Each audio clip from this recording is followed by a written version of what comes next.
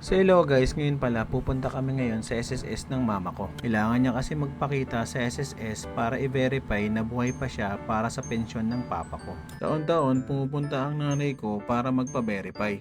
Ito kasi ang SOP ng SSS para matiyak na ang pensioner or beneficiary ay buhay pa. Matagal nang patay ang papa ko kaya halos 40 years nang pabalik-balik dito si mama para magpa-verify. Dapat kasi bago mag-birthday ang namatay, kailangan pumunta ang pensioner sa SSS para magpa-verify na buhay pa siya.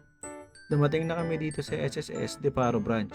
Halos 10:30 na ng umaga kaya napakarami na ng pila. Kaya yan, nag-fill up na si mama ng form para isasubmit sa loob. Pagkatapos ay pumila na siya. At dahil senior citizen na rin siya, kaya nakapila na rin siya sa priority lane. Bawal pumasok sa loob, kaya naghintay na lang ako sa labas sa paglabas ni mama. Alas 2 p.m. na nang matapos si mama. Inabot din halos 3 oras bago matapos si mama. Nagugutom na daw siya kaya ito kumain muna kami sa kainan malapit dito. Hindi rin biro ang ginagawa ng mga pensyoner.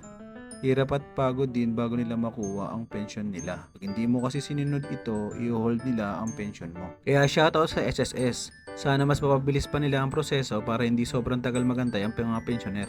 So hanggang dito na lang. Maraming salamat sa panonood.